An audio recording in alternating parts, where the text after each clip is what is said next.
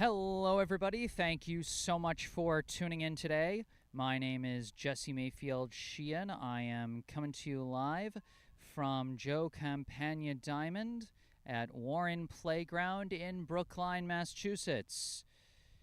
Here to bring you live coverage of today's Lou Tompkins All-Star League 18 and Under Division Summer Baseball Contest between visiting Woburn and hosting Brookline.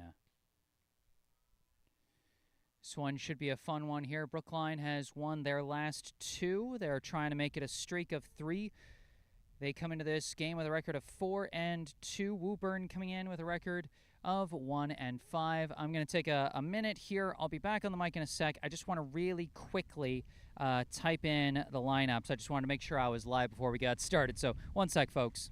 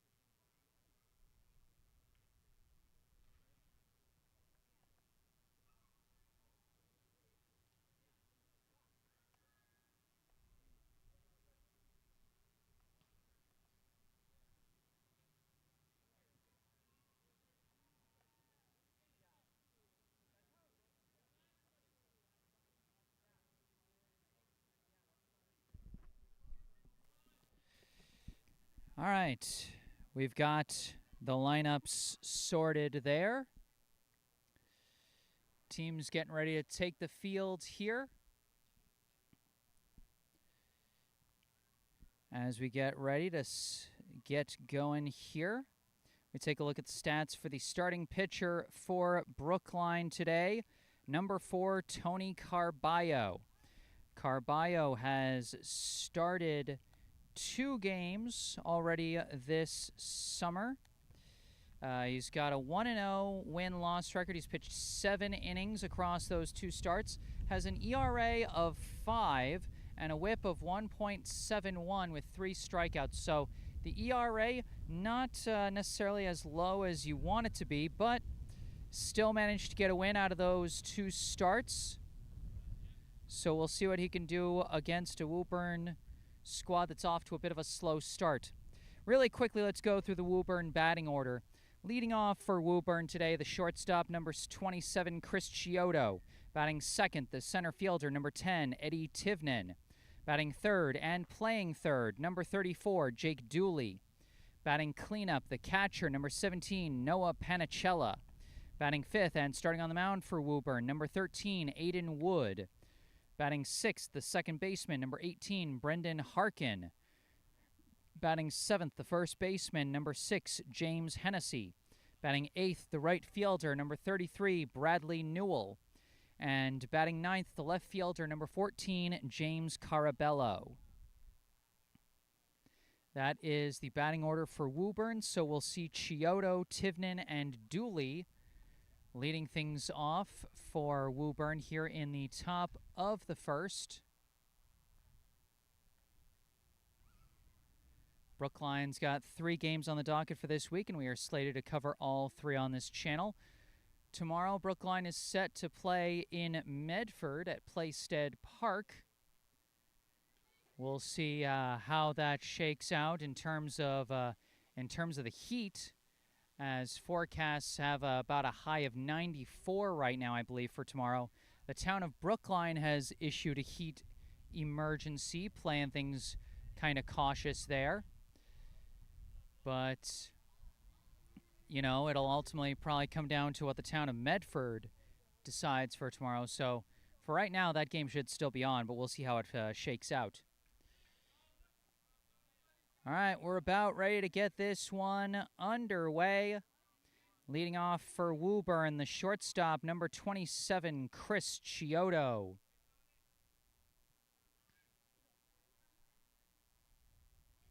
First pitch from Tony Carballo, in there for strike one. As we once again familiarize ourselves with Carballo's, angular, almost sidearm delivery for his pitches.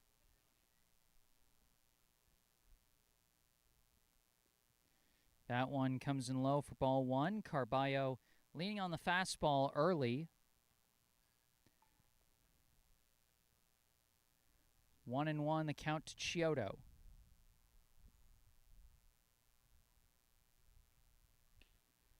Breaking ball that time and hits the outside corner for strike two.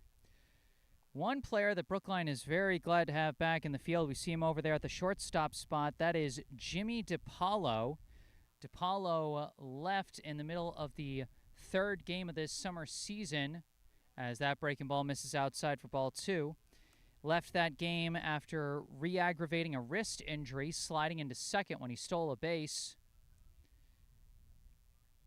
But he is back now, ready to play again for Brookline. And Brookline's certainly happy to see him, as it's now a full count to Chiodo. DiPaolo was absolutely raking at the plate with 2 home runs in the first 3 games of the season, and was also a valuable defensive presence as the captain of the infield at short. Payoff pitch. That breaking ball is going to miss wild, and it will be a leadoff walk for Chiodo. Carballo got out in front, but then got a little too fancy with his breaking balls trying to fool Chiodo, and he would not bite on anything. Runner at first, nobody out, and now up comes the center fielder, number 10, Eddie Tivnan. First pitch going to miss just outside, ball one.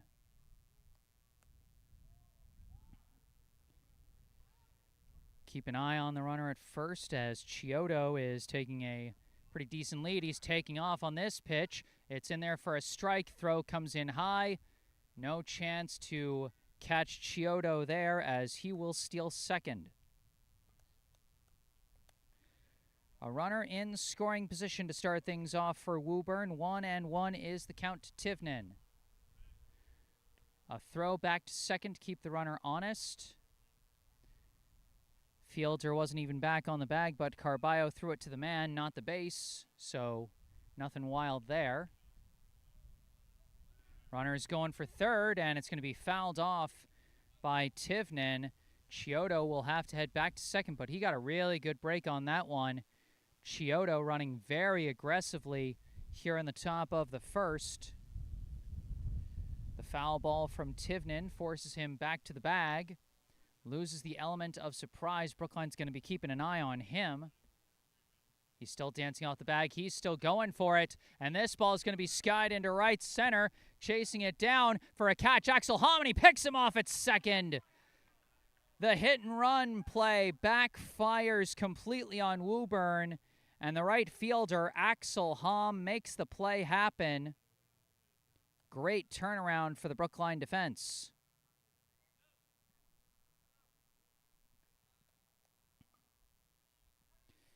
It was either a 9-4 or a 9-6 double play. I think it was a 9-4 double play there. And so instead of no outs and possibly a runner at third or potentially even a run coming in on a hit and run play, instead it is bases empty, 2 down.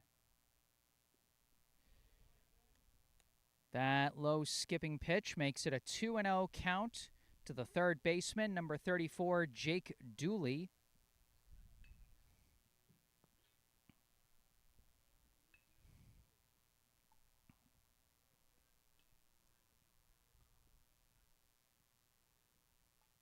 Lines this one. That's going to get through the gap into right field. That'll be a 2-out single for Dooley.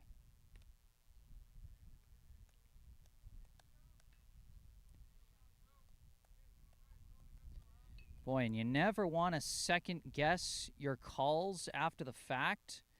But boy, you wonder if Woburn hadn't been overly aggressive in sending their leadoff man Chiodo to third on the failed hit and run. You wonder if maybe that single by Dooley might have brought him in from second, even if Tivnan hadn't been able to advance him. That one catches the low corner for strike one. At the plate now is the catcher, number 17, Noah Panicella. Runner at first, 2 down. Hits a bouncer over to short, fielded by DiPaolo, flip to second, and that will end the first inning. Welcome back to the field, Jimmy DiPaolo, as he makes his first play on the ball after returning from injury. The 6'4" fielder's choice ends the top of the first. Of course, the biggest highlight of that half inning, the double play ball in right field by Axel Hom. And now we'll get to see the Brookline starting lineup. So let's read them out here. Leading off for Brookline today, the center fielder, number 8, Max Kaufman. Batting second, the second baseman, number 19, Leo Vankoski. Batting third, the first baseman, number 16, Noah Klein. Batting cleanup, the shortstop, number 5, Jimmy DiPaolo. Batting fifth, the pitcher, number 4, Tony Carballo. Batting sixth, the left fielder, number 27, Jonah Cohen. Batting seventh, the third baseman, number 9, Eli Gewurz. Batting eighth, the extra hitter, number 12, Theo Bruin. Batting ninth, the catcher, number 3, Danny Carballo. And batting 10th, the right fielder, number 11, Axel Hom. And of course, the head coach of the Brookline 18U summer baseball team is John Busey.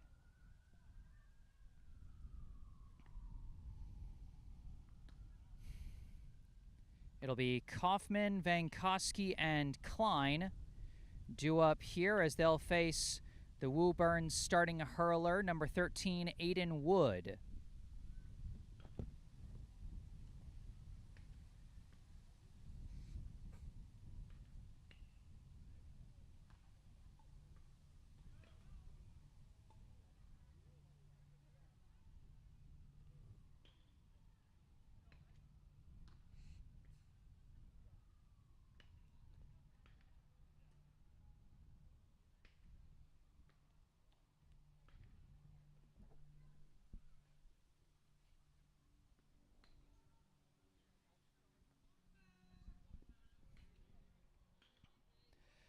All right, leading off for Brookline here in the bottom of the first, the center fielder, number 8, Max Kaufman, takes a low ball one to start.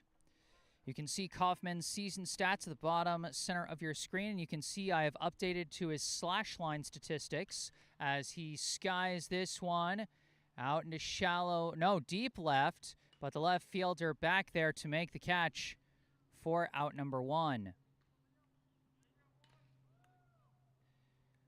1 down here in the bottom of the first as Kaufman sliced that one.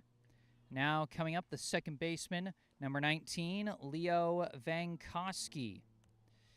You can see the stats for Vankoski. You can see I do not have the slash line numbers for him. I update to slash line numbers on those stats once a guy has had 20 plate appearances for the season. Only a couple Brookline guys have reached that mark. You'll see them as they come up. But for now, Vankoski this summer so far, 5 for 14 at the plate with 3 walks, 2 steals, 6 runs scored, and 2 RBI as he now faces a 1-2 count after taking that one high.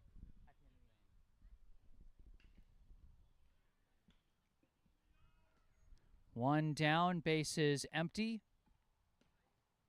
Check swing there, just misses. Good eye from Vankoski, ball 2.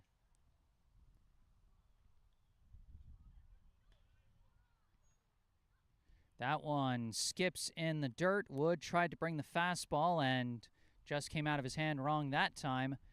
Full count to Vankowski.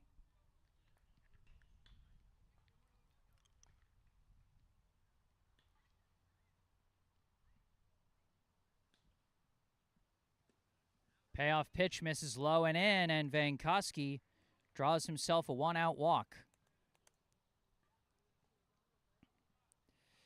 Now batting the first baseman, number 16, Noah Klein.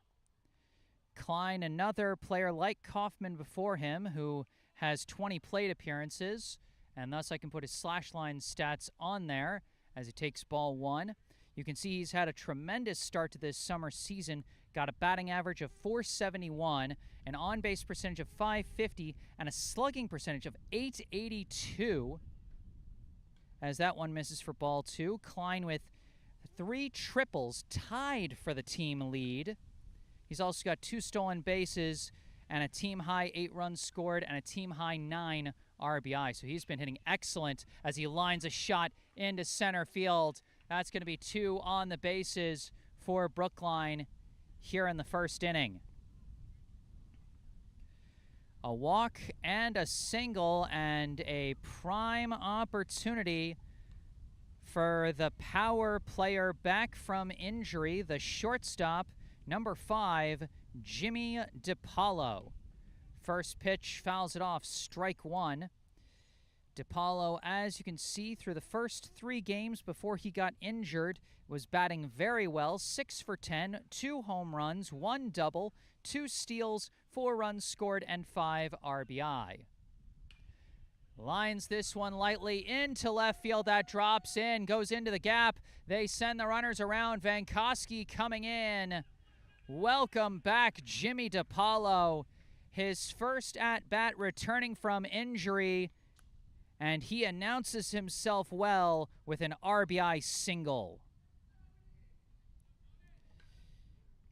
Now batting with runners at the corners and 1 out, the pitcher, number 4, Tony Carballo. Fouls that one off his foot, so that's going to be strike one. Carballo, he's had himself a pretty good start to this summer season himself. So far, batting 5 for 14, tied with Klein for the team lead in triples with 3. All 3 of them hit last Thursday. He's also got a double, 2 walks, a steal, 6 runs, and 5 RBI. That one comes in high for ball one. Now, with runners on the corners, ordinarily I'd say this is a prime opportunity to send a guy up to second, but DiPaolo did injure his wrist sliding into second, but he's still going fearless here. Strike on the play. DiPaolo barely slides in safe. And he gives a thumbs up, standing back up. Boy, I think every Brookline fan watching this just collectively had a heart attack as DiPaolo replicating the play that re-aggravated his wrist injury. But he is okay as he successfully steals second, sliding in close on that one. 2-2 now, the count to Carballo, 2 in scoring position. Takes that one low and away for ball 3. Full count, 1 out. Klein at third, DiPaolo at second. Brookline up 1-0. And he takes it low, and that will load the bases. Second walk of the inning for Brookline. 4th consecutive batter to reach base for the home team here. And now a big opportunity for the left fielder, number 27, Jonah Cohen. Bases juiced here for Cohen. So far this summer, he is 4 for 15 with a double, 2 walks, 2 steals, and 4 runs scored. He hits a chopper foul up the first baseline, strike one. Cohen still looking for his first RBI of this summer season. And he's in a prime spot to do it here. A base hit would do it, a walk would do it, a hit by pitch, a sac fly, even some groundouts would do it, but now he finds himself in a hole as he takes strike 2 there. 0-2 the count to Cohen.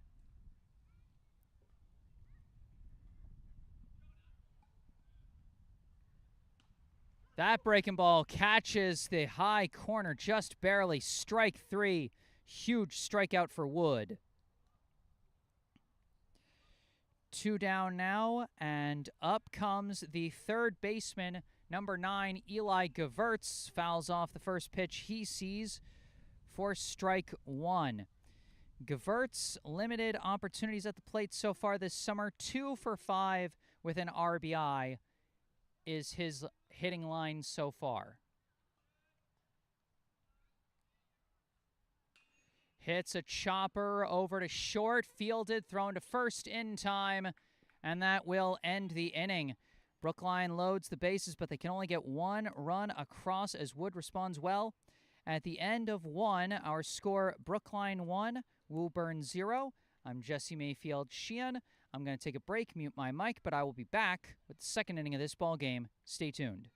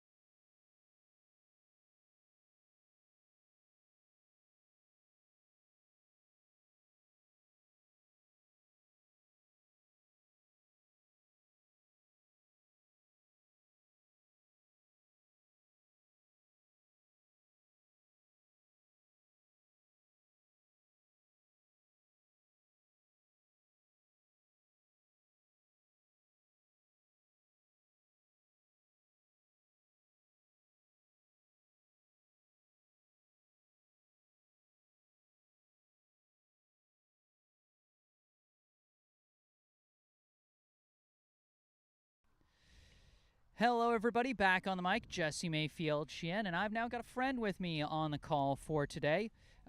Joining me as he'll start as the color commentator this inning, might switch him to play-by-play as we go. You know him, you love him, Brookline High Rising Junior, Sam Lowenstein. Sam, thanks for joining me. I know you got a little held up at the doctor's office, but you're doing okay, right? Exactly. The sky's blue. Everything is good. It's not orange. Brookline's up 1-0 after a solid start. Eli Gewurz grounding out with the bases loaded, so Brookline not getting a bigger rally, but still very much a good way to start the game, and especially with a good pitcher such as Tony Carballo on the mound. Carballo was able to get out of that first inning, in part thanks to a nice double play ball by Axel Hom in right field, and it's now pitcher against pitcher here, as leading off for Woburn is their pitcher, number 13, Aiden Wood. Wood did a good job getting out of that early jam against Brookline, limiting the damage to just 1 run as he takes a low ball 1 there. 1-1 the count. Really solid that first pitch, especially getting the swing and miss to start it. This one jams him, and it's going to drop on the grass. Vankowski comes in to get it, just barely beats the man to first. Bit of a clumsy 4-3 ground out, but hey, for the defense, an out is an out. Well, a really good job there by Vankowski to adjust his body to make the throw and get the out, despite the really weird movement of the ball. Yeah, one of those plays where jamming the batter almost backfires on you with the weird spotting of the ball. But they complete the 4-3 play. 1 out, bases empty. Now up the second baseman, number 18, Brendan Harkin, as he takes a low ball 1 there.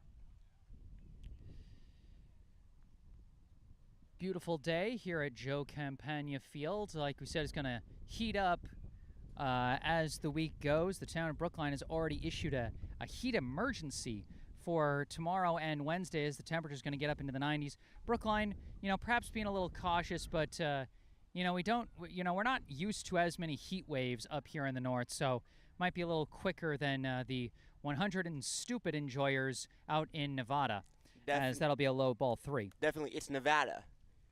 It's Nevada, not Nevada. This Okay. is a Nevadan's lesson of the day. Okay, fair. You know what? Fair enough. Hey, you know what? From my days in Kentucky, I got a question for you, Sam. After this pitch, that's going to be strike one. And what I wanted to ask you is, how do you pronounce the capital of Kentucky? Louisville or Louisville? Louisville.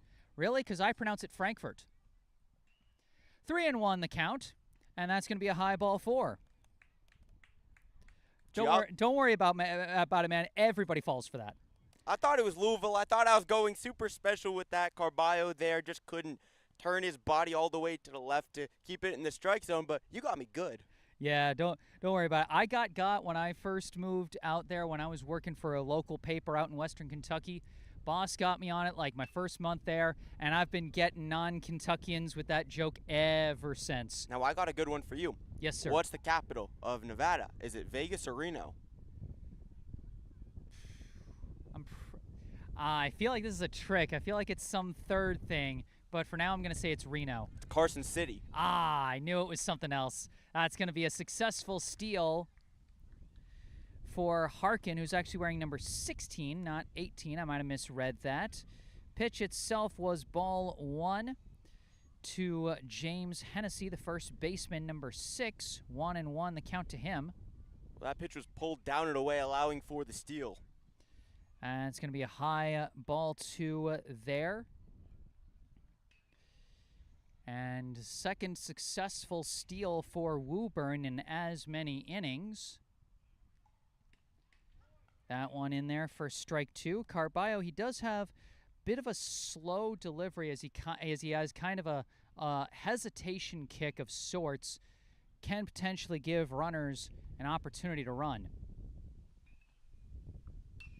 This one skied into straight up center. Caught by Max Kaufman. He was ready to throw, but the runner simply goes back to second. That will be the second out of the inning. Tony Carballo doing a really good job to adjust there, and you did say it, Jesse, his slower delivery, it allows for potential steals, as we saw on the base paths there with Harkin stealing second after being on first base, but a good job by Carballo. A couple jam shots, that little fly out to center field. He's doing a good job getting weak contact. Yeah, only one base hit so far for the Woburn Bats. 2 walks, however. Now batting the right fielder, number 33, Bradley Newell. First pitch from Carballo hits the zone, strike 1. Good job again. Another outside pitch from Carballo. He's been pulling a lot of those pitches low and away, but it's going to be a key for him to not pull them too much to keep them in the strike zone. Keeping an eye on the runner at second as that one skips away. Gets past Carballo, and Harkin will take third on the wild pitch. The Carballo to Carballo connection, Tony to Danny. That time, Tony with a low curveball missing, but a good job by Danny to hop right back up and not being over aggressive. 2-1, the count to Newell. Fouls that one off, strike 2. I think it's 2-2. Unless I double counted a pitch or something. We shall see. That's true. 2-2 the count, 2 down. Potential tying run at third for Woburn.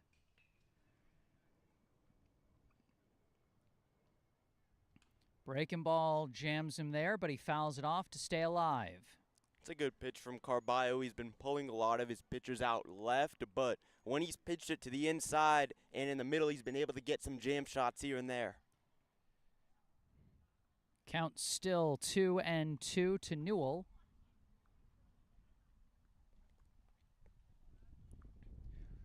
That breaking ball hangs on him there. Came out high off his hand. Full count, I believe, here to Newell. High and inside curveball. Carballo throwing a lot of breaking balls this at bat. That one skips in the dirt, and I did double count the pitch. The first wild pitch, I think I double counted. I think I thought I hadn't put a ball on there, and so I put a second one. And so now it's 3-2. I was wondering if I had done that to myself. Now, this is an interesting case of my spidey sense. I had a feeling that it wasn't a double count, but again, I'm just going to let it play out because, again, using the umpire's rules, you might as well just let it play out there. Payoff pitch is fouled off there. Newell stays alive. We know for sure that it's a 3-2 count now, as I think both our spidey senses were telling us that I got that count wrong, but I wasn't confident enough in mine. That's going to be a low ball 4.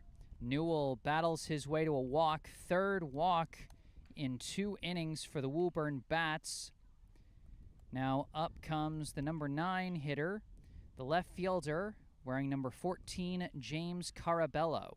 That last pitch from Tony Caraballo, low and away, sort of a hard changeup there, right in between a changeup and a fastball, did not work out for him. That one hangs high for ball 1. Carballo's got to get his control under him, and head coach John Busey coming out to talk to him about probably precisely that. As you know, I've talked with Coach John a number of times over my years covering this team, and this is one thing he always emphasizes at this level is throw strikes, throw strikes. Don't get in your head, just throw strikes. You know, because you don't want to give your opponents free bases.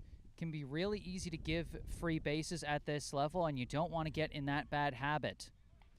Carballo's already allowed 3 free passes through his first 1 2/3 innings of pitching, and he misses that one for ball 2.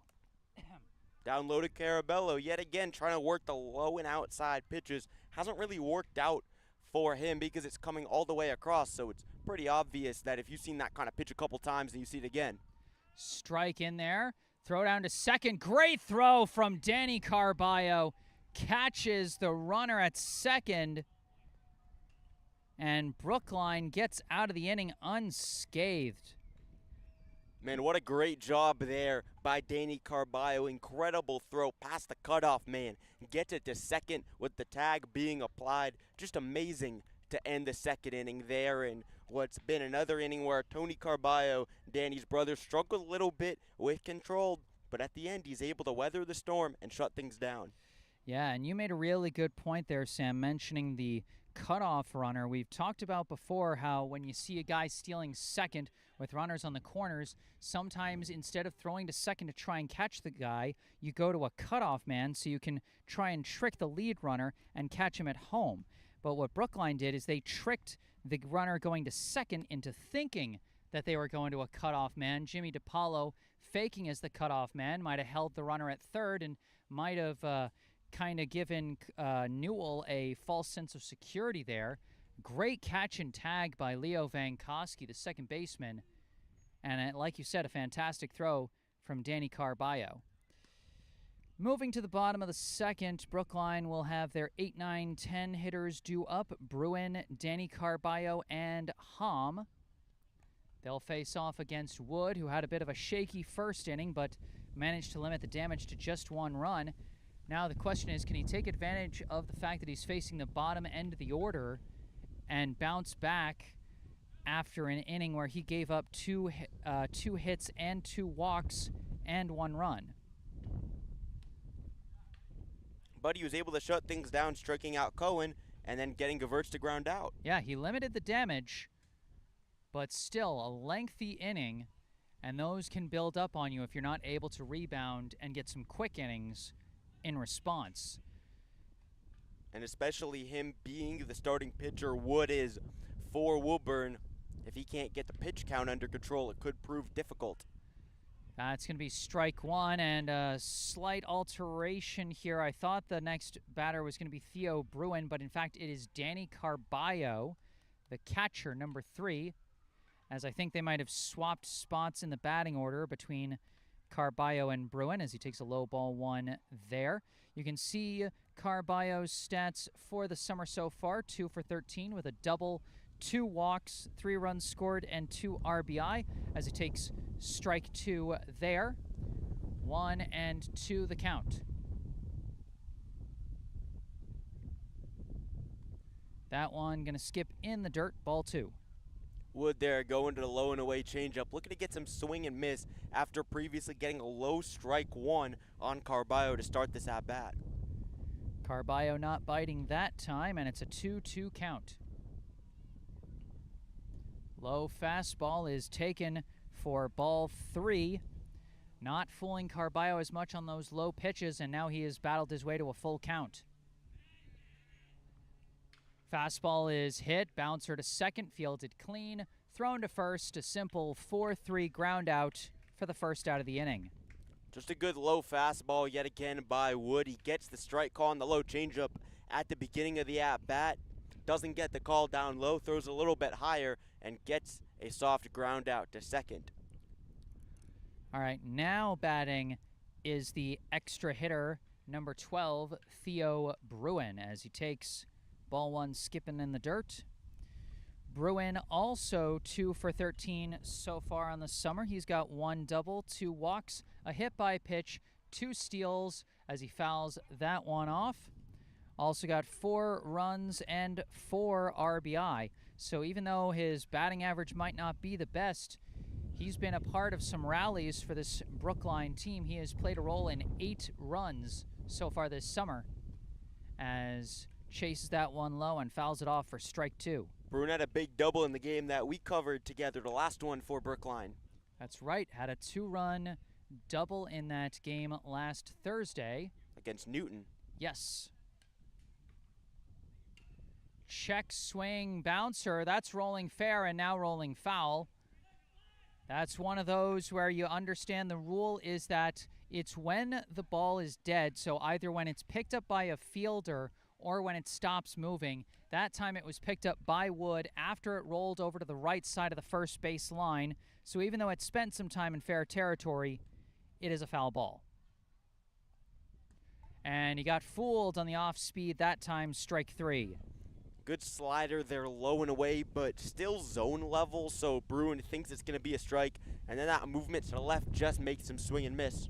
Yeah, absolutely dropped off the table. Great strikeout pitch from Wood. 2 down. He's doing well against the bottom part of the order, but he's going to miss that fastball outside for ball 1. At the plate, the right fielder, number 11, Axel Hom. So far on the summer, Hom 1 for 3 with a walk, a steal, a run, and an RBI as he did go around on that one. Got a little bit fooled high and in for strike 1. Hom, of course, had a big defensive highlight in the top of the first inning, turning the 9-4 double play on a failed hit and run by Woburn. Behind the fastball there as he swings and misses for strike 2. Well, Axel Hom also started that game last Thursday that we covered together against Newton, ultimately getting the win in that one. Fouled off, and Hom actually did not get the win on the mound because the reliever that came in blew the lead, so it was a no decision for Hom. Brookline did take the lead Actually, back. remembering it because it was 7-6 Brookline, and then it went all over the place there. Hom fouls this one off, stays alive at 1-2. Yeah, that's one of the weird things about baseball is it's the pitcher on record when your team takes the lead for good. And so still a solid effort from Hom on the mound, but he chased that one low for strike 3. It did bounce, so they got to make the play at first, which they do. And Wood rebounds nicely in the bottom of the second, puts the bottom of the Brookline batting order down in order. And at the end of 2, our score, Brookline 1, Woburn 0. We're going to take a break, mute our mics. When we come back, Sam's going to be taking over on play-by-play. I'll be switching over to color commentary. So it'll be a slightly different dynamic, but I think it's still going to be a lot of fun. So you don't want to miss that. We'll be right back with the third inning of this ball game. Stay tuned.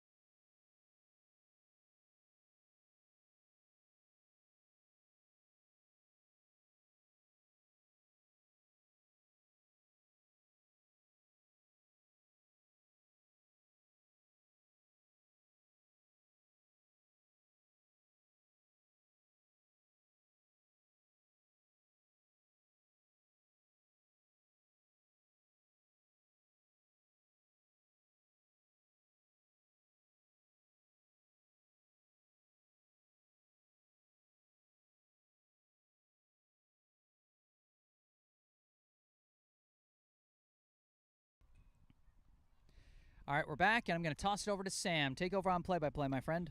Welcome back in here, top of the third inning. Carabello at the plate. Tony Carballo on the mound for Brookline. He's had some command issues, but he's back on the mound and has not given up a run yet. Change up down low for ball one. Yeah, that's always the kind of thing that always makes you a little nervous. A guy that is having some trouble with his control, but is still pitching well, and that's what Tony Carballo's had so far. Not the most dominant, but very effective through the first 2 innings. 1-0 pitch, Carabello, ground ball over to third, fielded cleanly, throw over to Klein. He makes the catch. That's the first out of the inning. Boy, one of the rare instances where you see almost kind of an overhand throw from an infielder. You don't see that a lot, but that is the form that Eli Gewurz decided to employ from the hot corner there. Ended up getting a very straight, almost kind of looking like a rising fastball coming over to first base. But when you got an experienced veteran like Noah Klein, that's an easy catch for the 5-3 ground out. Definitely a good throw from Gewurz there. Chris Chiodo at the plate. Now the one-hole hitter, number 27, the shortstop for this Woburn team after Carabello grounded out to Gewurz. Chiodo, he's dangerous on the base paths if he can get on there again after he drew a walk last time, but now he's in the hole 0-2. Good pitcher's count here for Tony Carballo, doing a good job throwing strikes. 0-2. Pitch in the zone, and that was actually strike 2, Jesse, not strike 3. Dang it, where was our spidey sense when we needed it, Sam? It was that was the second pitch of the at-bat. 0-2 pitch, this one comes off hit him. Comes off the shoulder, it appears there, of Chiodo, and a hit by pitch, he goes down to first. That's tough. Carballo was pitching that at-bat so effectively, but then inside curveball hangs on him, catches the batter's body, and Chiodo, like I said, a dangerous guy to have on the bags, and looks like they're actually going to call that the end of the day for Tony Carballo. Seems a bit of a quick hook there to me, Sam, but there might be something that we don't know, something in the conversation that they had earlier in the game where they're like, hey, how are you feeling? How's this working? And that might have just been something that head coach John Busey saw that he didn't like in terms of his long-term prospects or in some way, but that's going to be the end of the day for him. And Eli Gewurz on the mound. Yes. Eli Gewurz taking over. This will be his first relief outing, as he has been a starting pitcher in 2 previous games for Brookline. Had some shaky outings through 6 2/3 innings pitched. He's got an 8.4 ERA, a 2.7 whip, and 3 strikeouts. So been a little shaky his last couple of outings, but he's coming in with a lead here, tight as it may be. Let's see how he responds coming into this situation as a reliever. Most definitely, Gewurz does have good stuff if he's able to command it well. Throws a breaking ball and a fastball. He does with Chiodo right now on first base. He will face off against Eddie Tivnan to start it. Yeah, Tivnan, his last time up, they tried to do that hit-and-run play. After Chiodo stole second, they tried to send Chiodo to third on a hit-and-run. Backfired horribly, turned into, I believe, a 9-4 double play that really reversed Brookline's fortunes in that first inning. But Chiodo is going to be a guy to keep an eye on over at first base in this situation. Most definitely. With Tivnan at the plate, Chiodo leading off of first. Stealing second. Throw comes over, slides in safely. Chiodo down to second base. No hesitation from Chiodo. What a great break towards second he has, and he's got great speed. He's a threat, no question. Absolute beast on the base paths, taking a big lead off of second. Low pitch from Gewurz, and that's ball one. The beast on the base paths taking a big lead off the bag here in not the bottom, but the top of the third. Still a lot of bees. 1-1, stealing third. This one shot out to left field. Fielder coming down for it. And Cohen makes the catch. Great sliding grab from Jonah Cohen. As he completes the out, Chiodo racing back to second this time. He didn't want to be caught for a second time on a failed hit and run, but still a fantastic catch from Jonah Cohen.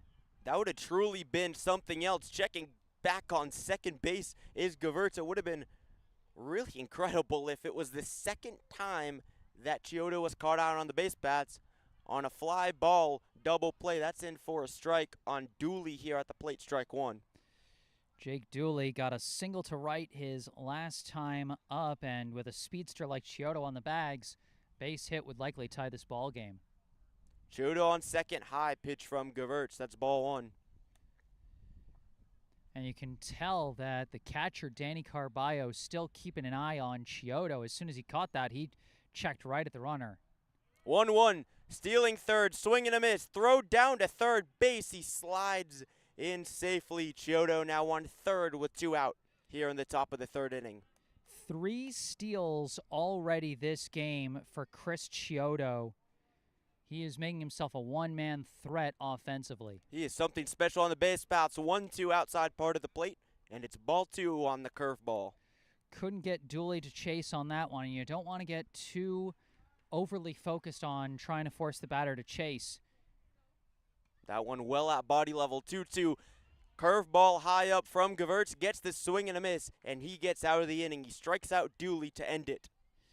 Yeah, that one, I couldn't tell if that was just a breaking ball that hung or if it was a fastball that came in just that high, but I think you might have been right, Sam. I think that might have been a breaking ball that just didn't break as much as you'd expect, and Dooley, a couple of times that at-bat, caught swinging very high, so Gewurz, he does have a capacity to fool batters high with his pitches like that as he gets out of the jam unscathed. Well, that's not something you see all that often. Usually you see pitchers getting swing and misses down low. Gewurz a little bit different, getting a lot of whiffs up high there, and it really benefited him there, the fact that the pitch hung too much for the hitter Dooley.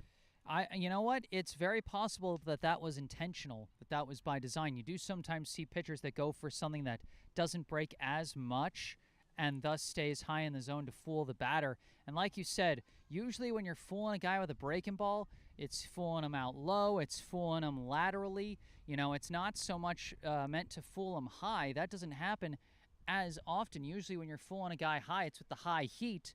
You know, that's part of why it's got a phrase to it, high heat, is because that's, you know, usually what a high strikeout pitch is. It's a fastball, but, you know, some good work from Gewurz. A good start to his relief outing, and now we'll see if Brookline's offense in their second turn through the order can maybe build on this lead.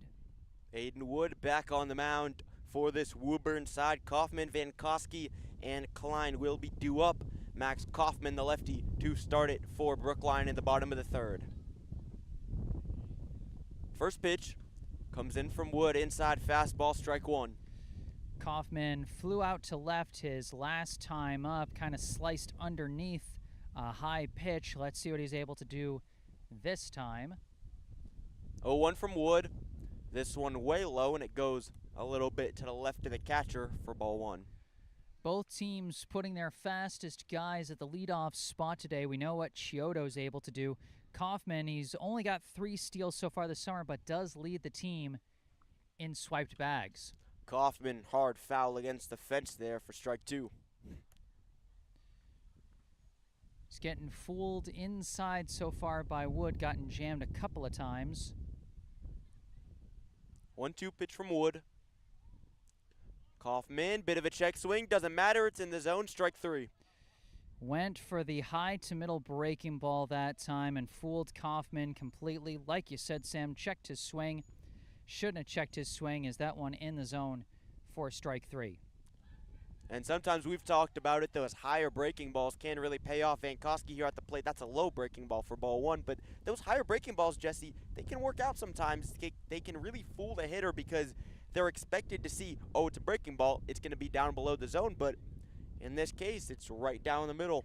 Well, in that one, I think you might have expected it to be coming in high, but then it broke. And it broke a bunch, kind of went high to middle as opposed to high Hard to high. shot down the left field line. It gets in for a hit. Leo Vankowski on first. Good piece of hitting there from Vankowski. That one hugging the baseline there, and that's why they call third base the hot corner, because sometimes balls come in hot down that line, and Vankowski's showing an example there. Absolute shot down the third base line here as yet another gust of wind here engulfs Warren Field. Klein at the plate takes a pitch inside for strike one. That one not coming quite as far inside as Klein was expecting as he takes the strike there. Definitely some good movement on these pitches from Wood. Yet another breaking ball down the middle low in the zone for strike two. Yeah, he's painting all around the zone so far. Klein is a patient hitter, but now he has found himself in a hole at 0-2. His last time up, he did get a single to center. Let's see what he does this time. Vankowski on first. This one shot out to center field, and it gets beyond the center fielder. Vankowski going down to second. Klein's going down as well. Vankowski gets into third. It's a stand-up double for Noah Klein. Wow, center fielder just lost track of that one. It looked like he had it, but then all of a sudden he didn't. Just completely misjudged it in the sun out there in center field, and Jimmy DiPaolo coming up with another prime opportunity. Well, this is a very windy day, Jesse, and that definitely could have played a factor in it. The wind is blowing out. DiPaolo here at the plate takes ball one. Yeah, the wind's kind of cycling, because at one point during that at-bat it was blowing towards home plate, and the wind had kind of shifted, blowing out to the outfield. 1-0 to DiPaolo just below the zone, and with runners on second and third, DiPaolo has himself a really nice count with Vankowski on third and Klein on second. And DiPaolo's got one RBI already. Jimmy DiPaolo back from injury, takes the strike down the middle, fastball, strike one. DiPaolo got the single to left that drove in Vankowski from second his last time up. 2-1, DiPaolo, hard shot, down into left field, base hit, run scores, Klein at third, DiPaolo at first, runners on the corners, 2-0 Brookline. Jimmy DiPaolo does it again. Again, he's just saying, hey, I'm back, watch out. Second straight RBI hit for him, second straight run scored for Vankowski. And now Brookline has doubled up their lead. Let's see if they can add to it this time. Now the starting pitcher, Tony Carballo, at the plate, swings and misses at a breaking ball here to start. But how about Jimmy DiPaolo? Whenever he's been healthy, 2 home runs in his first 3 games this season, and he's had a great game today as well. DiPaolo's going off to second base. Catcher doesn't even try to throw it down, and he gets a stand-up stolen bag. 2 steals as well as 2 hits and 2 RBI. Have a day, Jimmy DiPaolo. Klein on third, DiPaolo on second. Carballo takes it low and away for ball one. Carballo managed to draw a walk his last time up, loaded the bases, but everyone was left stranded after that. 1-2, Carballo takes it low. Klein's going home, slides in, he's safe. DiPaolo up to third, 3-0 Brookline. Good aggressive base running from Klein, not necessarily known for his speed, but saying, hey, I can make things happen with my legs. Comes home, great hustle there. He had a great break on it. No hesitation once he made his decision. He was going all the way, and he beats the throw home. Great hustle there from Noah Klein. And that's the key thing, Jesse, to not have hesitation when you're stealing a bag, especially stealing home. DiPaolo taking a big lead off of third. This pitch up high to Carballo called strike, and that's strike 3. Yeah, I thought that was strike 3 for a second. I was like, huh? That almost seemed like a light reaction for strike 3, but it was, in fact, strike 3. And it was strike 3 there, and a big hack here, and it's a new hitter here. Oh, it is. For Brookline. Is that, that looks like Edwin Rodriguez, number 44. Yep, Edwin Rodriguez at the plate takes it low and away. DiPaolo's going home, slides in, he's safe. 4-0 Brookline. Wow, DiPaolo had no right scoring on that one. But again, you don't hesitate, and sometimes good things can happen. as the catcher decided to run back to home himself. It looked like he had DePaulo beat, but DePaulo, crafty slide there, just sneaking his foot underneath the tag onto the plate to get that run. It's been a summer to remember so far for Jimmy DePaulo. 4-0, and now Brookline 3 runs here in the bottom of the third. 1-2 count to Edwin Rodriguez. The 1-2 from Wood. Rodriguez takes slider low and away, ball 2. How about the base running in this one, Jesse? Wow, we're seeing all kinds of aggressiveness on the pads from both teams so far. 2-2. Rodriguez takes down low, fastball in the zone, strike 3 called. That ends the third. 4-0 Brookline, though. They get 3 in that inning. Big inning for Brookline there. You know, they strung some hits together, but really it was the base running that turned that into a much more full rally offensively for them because, you know, similar to the first inning, they had, you know, back-to-back batters that weren't able to move the runners, but this time the runners moved themselves, made some good work there. Definitely impressive base running first from Noah Klein, and then Jimmy DePaulo coming in to steal yet another bag. Both of them steal home back-to-back. Incredible stuff here for Brookline in the inning, and just like that, they have a sizable lead up and more run support for their pitcher, Eli Gewurz.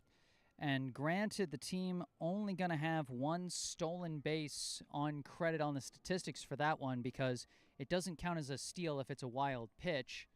However, the runs scored still look nice on a box score regardless of how they come in. Definitely, it's not about the statistics, whether it's a steal, whether it's technically just advancing on a wild pitch. The runs are what matters, and Brookline all happy right now. And now we'll see Gewurz having his first full inning on the mound today after he took over in the top of the third with 1 out in that inning. He got the last 2 outs he needed despite Chiodo stealing his way all the way to third. Was left stranded thanks to a great fly ball catch by Jonah Cohen out in left and a strikeout pitch. A strikeout from Gewurz on Dooley. Noah Panicelli at the plate. Jonah Cohen had a great sliding grab in the last inning. First pitch fastball outside, ball 1. Yeah, Panicella, his last time up, grounded into a 6-4 fielder's choice to end the first inning. Panicella gets jammed, foul ball. Gewurz working that inside corner well. Tony Carballo now out in left field. I think it was still Jonah Cohen who made that sliding catch last inning. I saw the 27. Yeah, I thought I did too. I was just like, but I think that substitution came later. Breaking ball in the zone there for strike 2, and a nice job from Gewurz to establish a good count here. Pitcher advantage. Absolutely. He's worked those breaking balls well. 1-2 to Panicella. This one shot out to center field. Coming down for it, and the catch is made by Kaufman. Yeah, the wind might have caught that one. You could see Kaufman trying to track it, figure out exactly where it was going to land. But Kaufman's got good speed, which translates to good range out there in the outfield. He is a defensive asset to have out there, no question. Aiden Wood, the pitcher, now at the plate, takes a strike down the middle. 0-1 the count. Aiden Wood, his last time up, grounded out to second to start the second inning. That was that awkward ground out that Vankowski barely managed to readjust his body to make the play after it kind of just dropped like a rock on the edge of the infield grass. That had made for an awkward play, but Vankowski still completed it. That pitch just caught the umpire in the leg. Hopefully he's okay. Well, no, it was I think it was wasn't it the arm? Because it bounced over the catcher's glove. It looked like the leg to me, the upper leg, potentially the thigh. That might have been, because I thought I saw his hand shoot up. So wherever it caught him, he's walked it off. We'll need instant replay for that one. Next pitch is up high. It's ball 2. Listen, I've had plenty of times where I thought something happened, and then I looked back later and went, oh no, Sam was completely right. I'm perfectly fine trusting your version of events. 2-1. Pitch from Gewurz. Breaking ball finds its way back into the strike zone, and one thing Gewurz likes to do, I've talked with him before, he likes to throw breaking balls inside that work their way back into the strike zone. That's a perfect example of it right there. 2-2. Pitch from Gewurz, another breaking ball. This one starts in the zone and goes out. Ball 3. Yeah, again, it's good to have those good movement on your breaking balls, but don't want to move it so much that you're missing the zone. 3-2. Full count from Gewurz. Down low. Ball 4. And that's why, you get a little too fancy and all of a sudden, your window gets too tight and all you need is to miss fire on one pitch and you're giving free bases to your opponent. Wood walks on the full count. He's on first now. Harkin at the plate. First pitch just above the strike zone. Fastball, ball 1. Harkin, his last time up, drew a walk, got all the way to third, but was left stranded. Brendan Harkin, this one's wild. Wood going down to second, stands up in safely, and now he's on second base with a 2-0 count to Harkin. Yeah, gotta get that control back. I like that he's trying to work in the fastball with all his breaking balls, but he's got to get it under control. Gotta release that ball at the right time. 2-0 from Gewurz. Big swing and a miss on a fastball there. That one cut a little bit out to the left. Yeah, I was about to say that looked like a cut fastball, and I really liked that pitch after the last couple went a little wild on him. That one had good placement. 2-1. Pitch from Gewurz down low below the zone in with Wood on second. It's a good count for Harkin. 3-1. Yeah, again, this is why you can't necessarily afford to keep missing these pitches. 3-1. Big curveball, pop back into the strike zone, gets a swing and a miss, full count now. Yeah, again, those almost like rainbow curveballs he does that go high to high corner almost. They've been fooling the batters. 3-2. High fastball called strike 3. Harkin strikes out. Second out of the inning. Wow, that one was a close one, but just barely catches the corner there. Gets the second out by the skin of his teeth. Really nice pitch there for Gewurz. James Hennessy at the plate. Takes strike 1, the first baseman, in an 0-1 count to start it. Hennessy flew out to center his last time up. 0-1, Gewurz turns around to check on second base, and the runner Wood. The 0-1. Hennessy takes low and inside. Wood going down to third, and he stands up safely. Yeah, that was kind of a delayed takeoff. It looked like he left after the ball popped out of the catcher's glove, so I would personally score that as a passed ball. That's how I would view it as well. Didn't really look like a proper stolen base to me. 1-2 the count now. Yeah, to me, it's all about when does the guy take off. If the guy takes off with the intent to steal and then the pitch turns out to be wild, I still give him a stolen base. But if he takes off after... I'd agree. This one shot in the right field, and it just goes foul. Wow, that one, again, skin of the teeth for Gewurz. As that looked like it was going to drop inside the line, but it curves to the right. Stays alive here, still a chance to keep Woburn off the scoreboard. Just barely there, real pulled from Hennessy. 1-2, shoots this one again into right field. Hom going back for it, and he makes the catch to end the inning. That one just a little too much air under it. Hennessy almost with a big hit there, but not quite. Great tracking from Hom. And Eli Gewurz, much like Carballo before him, not the prettiest, not the most dominant, but still doing his job, limiting the damage, and you know what? Limiting it to 0 on the scoreboard, which is the most important number to limit things on. And Brookline up 4-0 going into the bottom of the 4th. Most definitely Brookline pitchers with a dominant performance in terms of the runs that they've been giving up, although it has not seemed particularly dominant. But again, Jesse, what matters is the runs that you're giving up or the lack thereof, and that's exactly what first Tony Carballo before him and Gewurz have been able to do. Bottom of the fourth coming up, Brookline with 3 runs back in the third inning. They've looked good on the base paths specifically. A stolen base home in the last one, just really good base running all around. Wood still on the mound for this Woburn side, but Brookline has really controlled the feeling in this game. Woburn haven't been blown out by any means. Again, it's been a very interesting game for this Brookline side, both hitting and pitching wise. Again, not always the prettiest, but it's been a scrappy game from them. A lot of small ball, good base running, and it's paid off. Yeah, I'm just checking the stats here, and, you know, for as much as Woburn is threatened, they've only got 1 base hit so far today, Sam. A lot of free passes, but almost no base hits.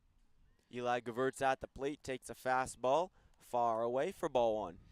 And granted, Brookline, they've, only really gotten hits from one particular part of the order, but they've still compiled 5 hits off some nice rallies from the top of their order. 1-0 Gewurz foul ball, 1-1 the count. Gewurz himself at the plate, grounded out to short to end the first inning, his last time up. 1-1 count. Gewurz, bit of a half check swing there, but he takes ball 2. Yeah, just barely hung up that swing. When it's high and inside, that can sometimes fool a guy into going around a little more. Just off a natural flinch. Take strike 2 there, low and away, solid pitch. Got to protect the plate here. 2-2 from Wood. Gewurz, defensive swing. That's a great job by him, able to stick out his bat there and get the foul ball. Exactly what I said. You got to protect the plate, and, that's how you do it. Maybe not the prettiest swing, but you just get a bit of that ball, and you stay alive. That's really been the theme of this game, Jesse. Not always pretty, but if you can stay alive, you can stay alive. Gewurz here swings and misses at Wood's breaking ball there. A little curve ball in the middle of the zone for strike 3. Yep, just did not have the timing on that one. And I think, is this another new batter? Or? That's Danny Carballo. Right. I keep forgetting I had the batting order given to me differently for the game. Thank you, Sam. Danny Carballo, him and Bruin with a swapped batting order. Takes ball 2 here, low and away on the fastball. Danny Carballo grounded out to second to lead off the second, his last time up. 2-2. Pitch down low, just below the strike zone, and really only 1 or 2 times we've seen the referee, the umpire, call those low down pitches strikes. Has not been friendly to the pitcher. 3-0, down low, ball 4, 4-pitch walk for Danny Carballo. And Carballo, he was a strong walk taker last summer. Hasn't been as much this year, and that sometimes happens when younger players try and develop more confidence in their swing. They don't get as many free passes, but it's an important stage in their development. That said, Carballo, good eye there. Hellendrang at the plate, shoots this one little blooper into right field, gets down, base hit, runners on first and second. Hellendrang taking the spot of Bruin in the batting order after he took over at third base in place of Gewurz, who took over on the mound. And he makes a nice single there. Again, we've talked about not the prettiest, but it gets the job done. Axel Hom at the plate, big swing from him and a miss. Strike 1. Yeah, you can tell Hom, younger guy, still working on timing up his swing with the pitchers at this level. One of the youngest guys on the team, but he's still had some success so far this season at the plate. Definitely Hom just a little bit behind these fastballs from Wood. 0-2 the count. Runners going off to second and third, foul ball. An aggressive play on the base paths from Brookline, but we've been seeing plenty of that from both teams here today. Being aggressive, putting pressure on the defense and keeping things moving. Brookline's had a lot of success on the base paths in this one. Takes strike 3. Strikes out there. Runners hold on first and second. Yeah, the pressure on the bag's not enough to throw off the pitcher there. Great breaking ball to the inside corner from Wood to get that second out. Kaufman at the plate now. Takes ball 1 inside. Kaufman looking for his first hit of the day. He's 0 for 2 with a fly out to left and a strikeout. 1-0 the count. Takes it a little bit inside there. Kind of a pitch higher up a little bit. Ball 2. Well, inside, I think that was the outside for a lefty. He caught it out like this. You have a good point. I think you're right about that one. Swing and a miss there. Yeah. 2-1. I mean, at the end of the day, the count is still the same whether you miss inside or outside. Exactly. Again, that's why it's always great to have two commentators on. I'm calling the play-by-play, and then say you see all the intricate things like that, whether the catcher's stretching out his arm, and same thing if I'm on color. Absolutely. 3-1 the count. Kaufman, hard chopper to second. Steps on the bag, got a close play there with Hellendrung, and that gets Woburn out of the inning unscathed. Yeah, tough one there. If he got a little more heat on that bouncing ball, that might have gotten through the middle. But good coverage from the shortstop, Chiodo. Hard to get one past a fast player like him.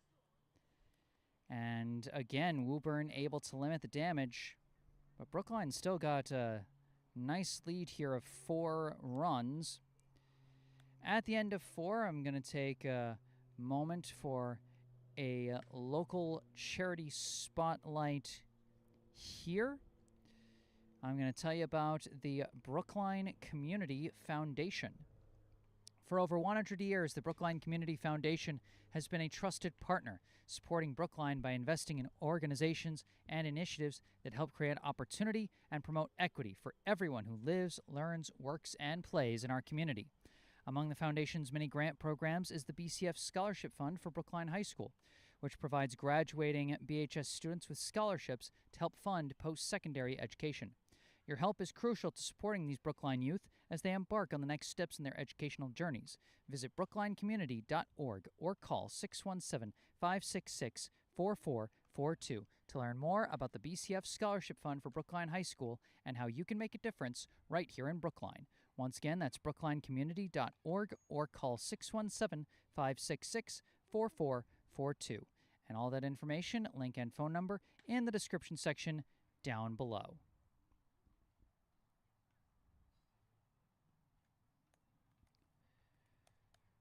Looks like it'll be the 8-9-1 hitters coming up this inning, Sam.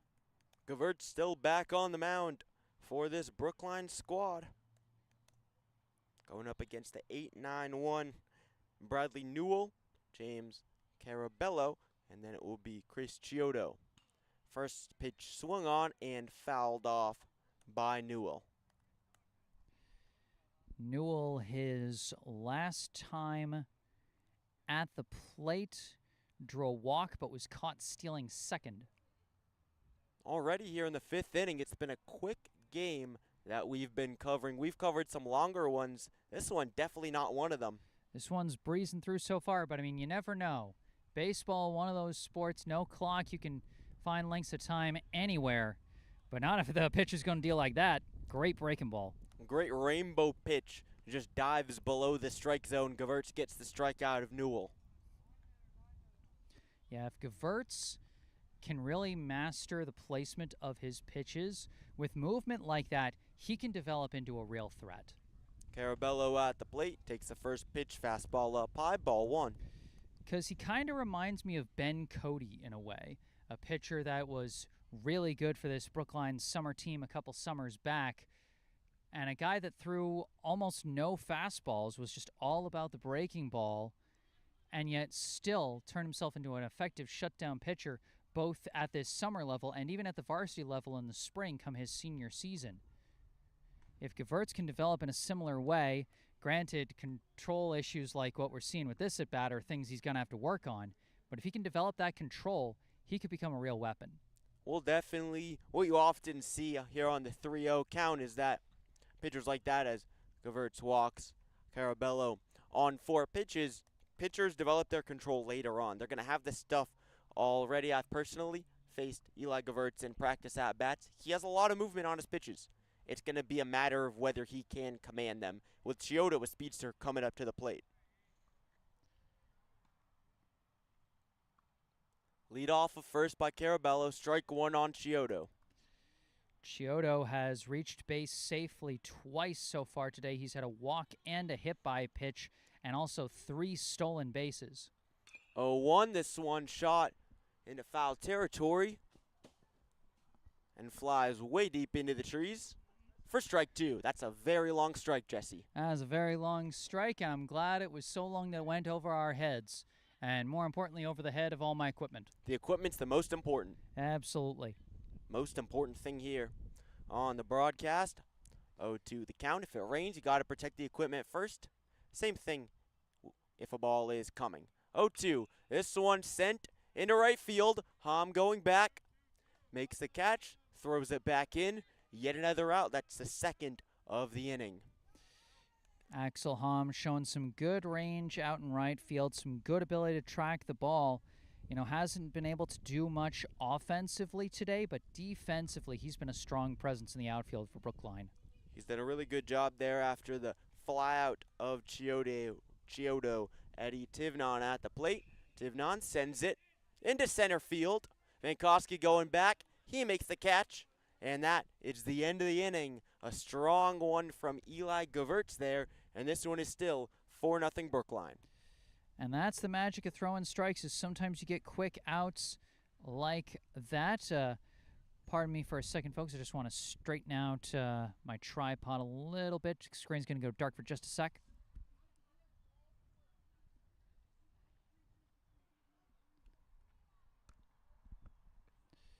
And he's got the tripod back in. Sorry about that. Just wanted to tighten the camera onto the tripod a little bit.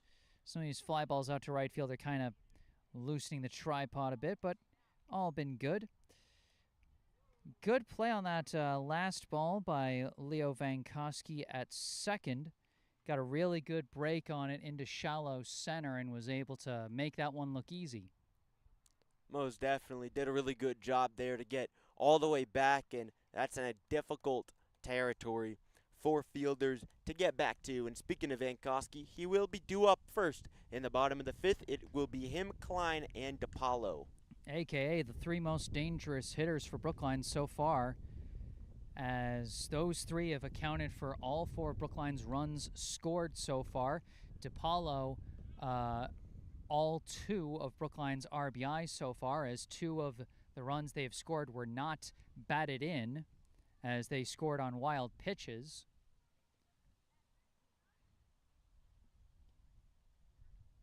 Vankowski stepping up to the plate here. And still, Wood on the mound. Got to give him credit, Jesse. He has been resilient despite the great base running of Brookline, especially in that 3rd inning. Yeah, well, I mean, that's the thing. Aside from the 1st and the 3rd inning, he's been pitching very, whoa. Way up and inside. Luckily, it did not hit Vankowski. He's all right, and it's ball 1. Bit of a matrix dodge there. Had to turn the head for a second there. 1-0 the count. Long wind up. Curveball up high. Didn't break enough. It's ball 2. Yeah, it looks like he was going for a bit of a cut fastball. That one coming in a little bit faster than a lot of his breaking balls. But again, like you said, didn't break enough. And that's a hard fastball. Bottom part of the strike zone. Strike 1. Yeah, Wood has really attacked a variety of spots throughout this game. 2-1. Down low. Ball 3. And he's really liked that low fastball, mixing in with some high to middle breaking balls. 3-1 the count. Vankowski fouled off, way over and out of play. Vankowski, he's had a nice day at the plate so far. He has walked and singled and scored twice. 3-2. This one down low in the dirt. Ball 4. Vankowski walks. Continues to have a strong day at the plate 1 for 1 with 2 walks. His on-base percentage is going to shoot right up after this one. Most definitely. And yet another hitter with a solid on-base percentage. Noah Klein takes strike 1 here. Well, solid feels like an understatement for his numbers. So far today, 2 for 2 with a double. I'm going to double-check the double, see what they scored, as that was the one the center fielder kind of lost track of. But regardless, 2 runs scored for him as well today. And if that is a double, then that is a amazing amount of extra base hits. That would be his 5th. Vankowski going down to second, slides in safely. And now on second base with no outs for Noah Klein. And Jesse, I got a question for you. Well, I got a question first. Was that a ball or a strike on the pitch itself? Must have been a ball because it's 1 and 2. Must have been a ball. It's 1-2 the count. What is the slugging percentage for Noah Klein in this game? Well, you missed that back in the first inning, Sam, while you were trying to get your way over here. Coming into this game, his slugging percentage, .882. I'm talking about in this game specifically. Oh, It's fun with math. Got it. Okay, so that is 3 for 2, so 1,500. Ding, ding, ding. 3-2 count to Klein. Vankowski on second. Chopper ground ball. Over at second base. Bobbled a little bit. Throw over to first. He's out. But Vankowski advances to third. You could see Klein was trying to stretch out his leg, but stretched out and his foot came up just short of the bag. Needed one more step, and he could not get that step fast enough to beat the throw. Good recovery off a hard grounder by the second baseman, Brendan Harkin. Just barely there. Great job by Harkin. DePaulo now at the plate. And speaking of dangerous, more than solid, Jimmy DePaulo. Man, Jesse, what a season he has had in the limited action that he's played. Well, just in this game alone, 2 for 2 with 2 RBI singles and 2 stolen bases and 1 run scored. He's put together an impressive line for himself so far today. Pitch coming. DePaulo sends it more impressive. hard into center field. Into right center it goes down. DePaulo coming around to second. Run scores. He's going off to third. And he'll be well safe with an RBI triple. Yet another incredible day for Jimmy DePaulo. I mean, does anything else need to be said? It's Jimmy DePaulo. What else do you need to know at this point?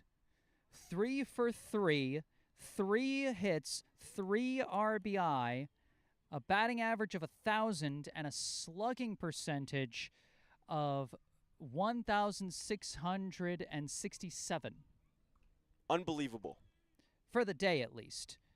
Obviously, his numbers only slightly lower for the season. DePaulo going home now. Jimmy DePaulo, he slides in and he's safe. Unbelievable day it's been for him. DePaulo slides home. 6-0 Brookline. Deja vu. I've just been in this place before. Higher on the streets and coming home for run number 6 for Brookline. Jimmy DePaulo.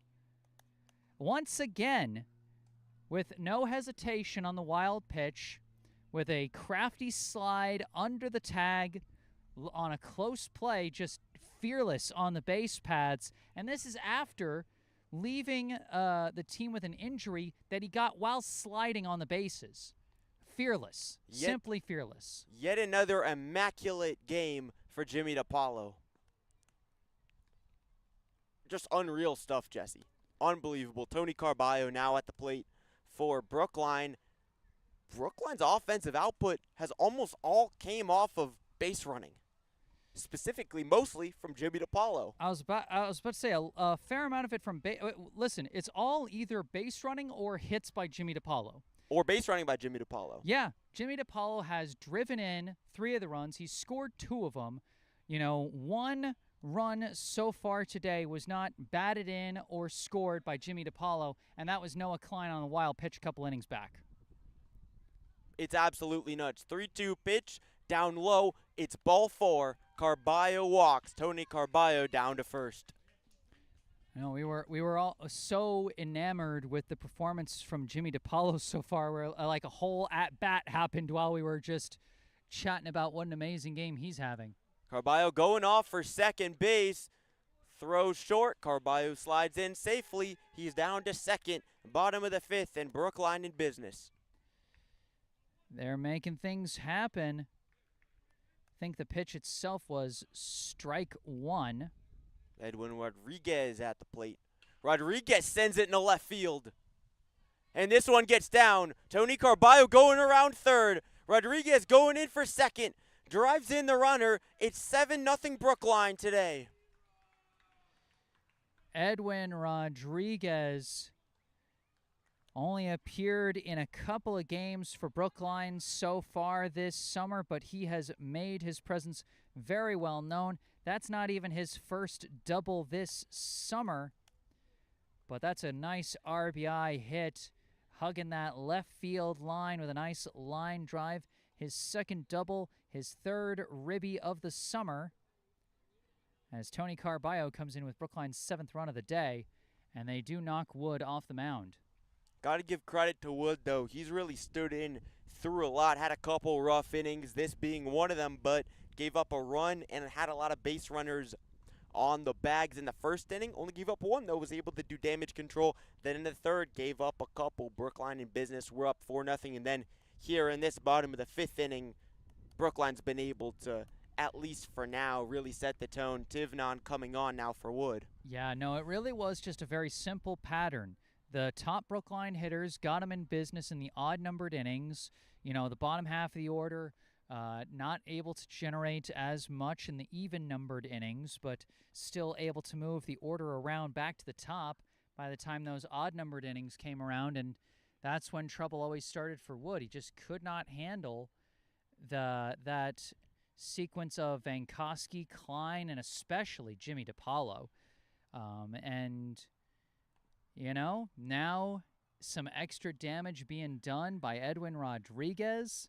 The first run batted in that wasn't batted in by Jimmy DiPaolo, as Brookline has had 3 runs scored on wild pitches today, so they've only batted in 4 of their 7 runs, and 3 of those runs batted in were Jimmy DiPaolo.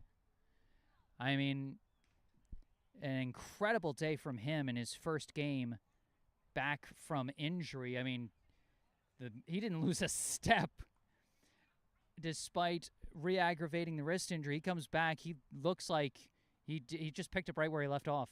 He has been all-encompassing in this one for Brookline. Rodriguez out on second. Gavert sends this one into left center, and the ball is caught on a hard-line shot from him. Classic case of good contact, bad spot. Eli Gavertz with a good swing. That's the kind of swing that shows promise for the future, just not for that at-bat. Definitely. Rodriguez on second. Now at the plate is Danny Carballo. Nice rainbow breaking ball there from Tivnon to get strike one. 0-1 from Tivnon. Pitch coming. This one shot just right at second. Catch is made, and that is the 3rd out of the inning. Yeah, just a good jam pitch inside from Tivnon as he gets 2 quick outs after taking over on the mound. But another productive inning from Brookline. 3 more runs, and they got a comfy lead now at 7-0. How about this performance from Brookline in this one, as Jesse is trying to help the camera to be good, as Brookline has done a good job sending some shots into the outfield. Always important to keep it in focus. I'm calling the play-by-play guy. Yeah, you're doing play-by-play on the camera guy right now. Doing play-by-play on the camera guy. Well, you're the play-by-play guy often, the camera guy, the video editing guy, the everything guy. Yeah, I'm kind of the everything guy. You know, I got the salt, the pepper, the garlic, the onion. You know, I'm the everything, just like the bagel. I'm the everything guy. Gavert's still on the mound for Brookline. He's been in business. Been doing a really good job to get weak contact, fighting through these innings, and Brookline getting 3 runs on the board back in the 5th inning. It's been a really solid performance for them, and what I'm really impressed by, Jesse, in this matchup is that they've been able to do all of this even when all their stuff isn't perfect, even when they're not hitting, 9 extra base hits in one game like we saw last Thursday against Newton, 6 triples. You're not going to get that, obviously, every game, but even when you can't, it's still so important to do the little things well, the fundamentals, the base running, and Brookline's done that today. Well, one of the things we talked about in that game, funnily enough, is how Newton was able to stay so productive themselves on offense and keep close with Brookline, despite the fact that Newton had 0 extra base hits in that game compared with Brookline's 9. My mom always used to tell me there's more than one way to skin a cat, and there's also more than one way to score a run in baseball. And it's just, they all count the same, whether you're getting the big swings or heads-up base running or just stringing little hits together. The runs all count the same. It is very true. First pitch coming in from Gavertz to Dooley is strike 1. Yeah, now this is a position you're up by so many, you can really pitch with confidence and just let loose. Pitch coming, Dooley, pop fly, over towards Klein, comes into foul territory, and he makes the catch for the first out. Great start there. 2 pitches, 1 out. And here's the thing of note is that because Tony Carballo did not pitch the requisite 4 innings to qualify for the win as the starting pitcher, this could end up being Eli Gavertz's first win on the mound if the team holds on. Gavertz has done a really good job in this one. Jesse had some rougher appearances coming into this one. The ERA above 8, but this will definitely lower it quite a bit. Ball 2 here, down low to Pinichella. Yep, still gotta, finish the job, though. We always say baseball, no clock. You can't just run things out. Gotta finish the job. Pinichella, ground ball chopper, over to DePaulo. It gets through him. Base hit for Woburn. Yeah, that one just took kind of a weird hop.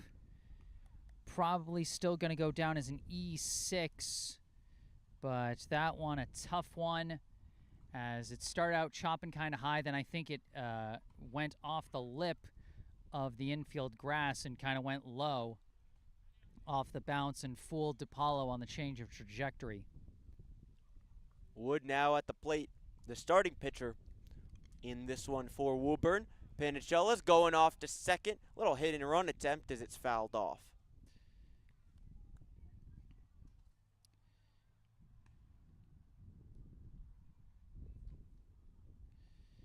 0-1 the count now to Wood. Pinichella leads off first. Pitch from Gavertz. This one shot into center field, going all the way back, and the catch is made by Kaufman. Throws it back in, and that's the second out of the inning. I said this earlier, I'll say it again. Max Kaufman is an asset out in the outfield. It's been a rough day for him at the plate, and, none of his catches out in center field are going to make any highlight reels. But that range, that ability to make those plays look as routine as he does, that shows a great range as an outfielder. And that's what you want. If you're a coach, you want a guy that makes those plays easy and high percentage outs. Most definitely. This one down low. Panichella's going off to second as the ball got away. Throws a little bit wide right. Vankowski able to come over. Great job on the backup by DePaulo.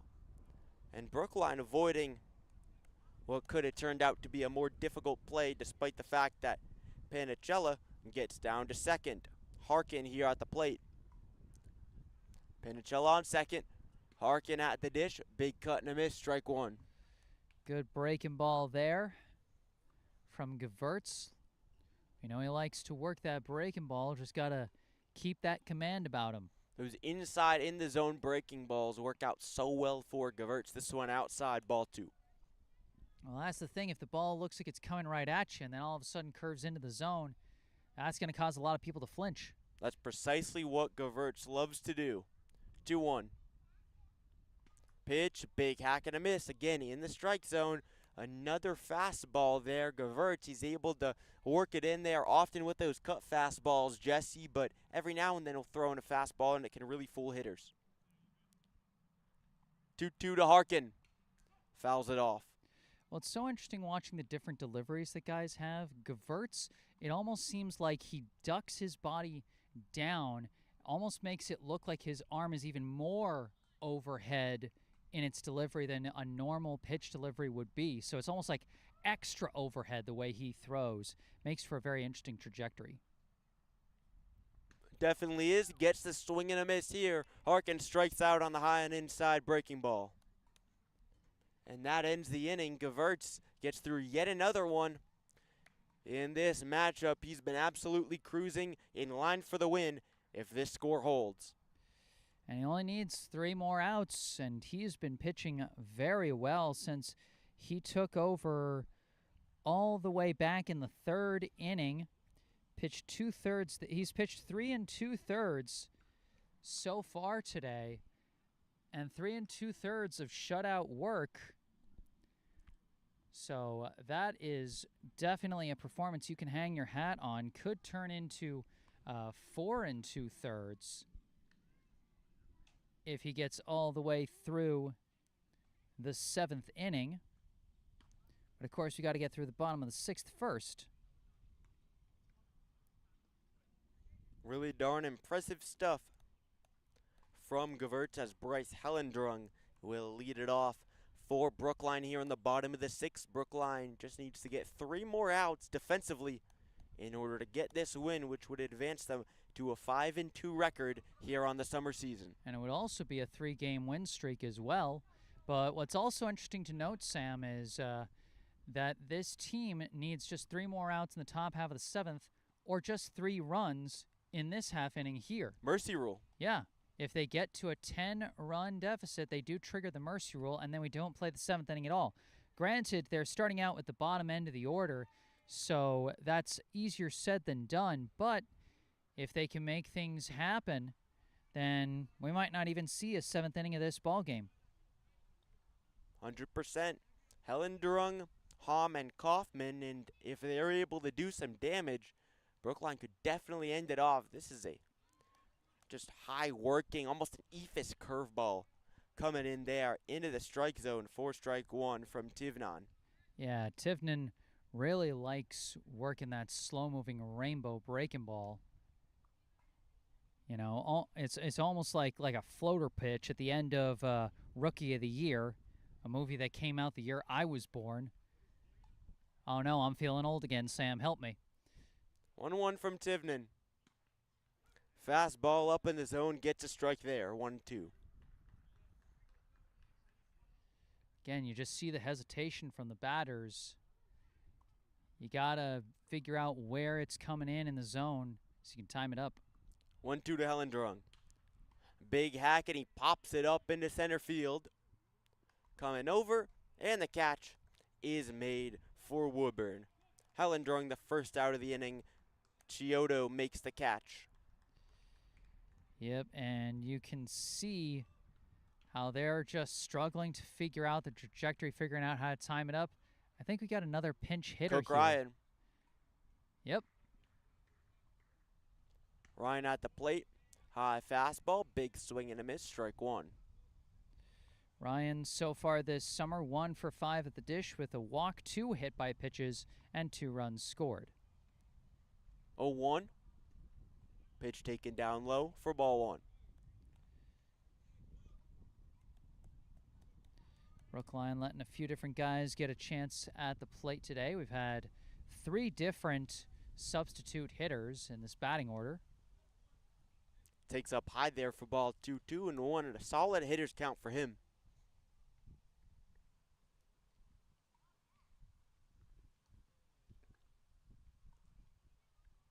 Two-one from Tivnan.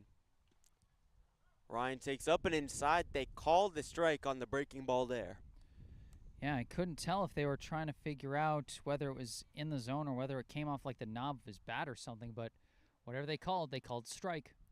2-2.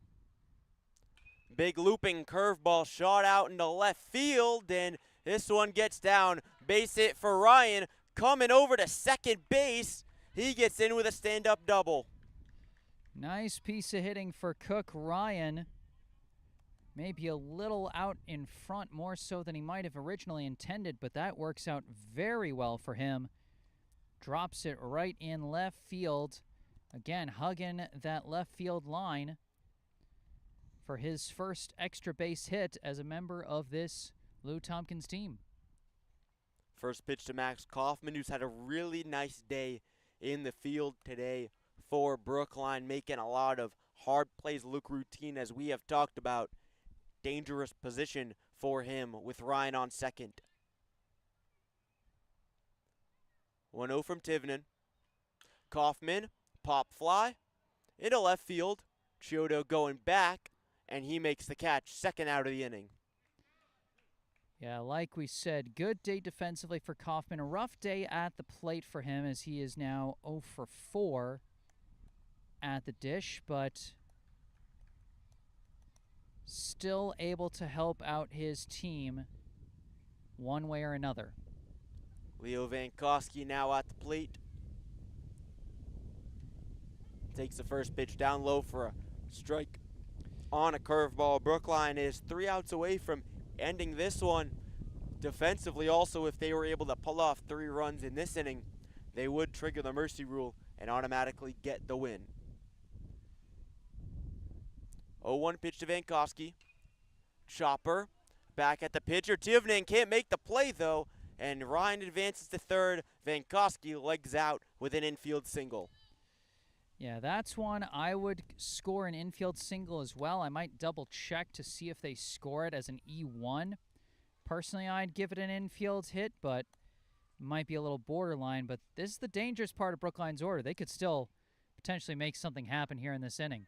Klein at the plate. Vankowski on first, Ryan on third. First pitch from Tivnan. Up high, just above the zone, ball 1. Klein so far today, 2 for 3, a single, a double, and a ground out. 2 runs scored for him so far. 1-0 pitch. The deal from Tivnan. Down low, just below there, called the ball. And Vankowski takes second unopposed. Leo Vankowski able to speedily make his way down to second base. 2-0. Pitch taken inside by Klein. Ball 3. Yeah, that one cutting him very close inside, and we've talked before, Klein's a patient hitter. You know, he'll wait for you to give him something. 3-0 pitch. Deals up high. Called strike 1, 3-1 the count. Still a hitter's count here, and still a good chance for a walk to load the bases, so can understand him taking on that pitch. 3-1. Pitch coming, Klein. Hard foul ball there, 3-2. Yeah, a little out in front of that one. Tivnan, not the hardest thrower, so you gotta make sure you can time up his pitches if you want to get good contact. Brookline's batters have been out in front of a lot of the stuff he's thrown at them. Ryan on third, Vankowski on second. 3-2 to Klein. Pitch from Tivnan down low. Called ball 4 in the dirt. Bases loaded for Brookline. And who else coming to the plate? Look, all I'm going to say is if he clears the bases, the game is over. This is a potential walk-off situation. All I'm saying. Jimmy DiPaolo has had an incredible game for Brookline. Unprecedented stuff on the base paths. Looking to potentially end it. And at the plate, too. I mean, I know we've been enamored with how good he's running, but he's been raking at the plate as well. 1-0 to DiPaolo. Takes high and inside, ball 2. And this is the thing, Jesse, if Brookline was able to, if you cannot get Brookline out in the bottom of the order, you got to face these guys at the top, and that's what they're doing right now. 2-0 the count. Pitch from Tivnan to Paulo, hard foul ball, 2-1. Oh, man, he was swinging to send that one into the next county. He wants it. He wants a big one here. He's looking to end this. 2-1. Bases loaded for Brookline. Pitch to DePaulo. Little check swing, and he takes ball 3.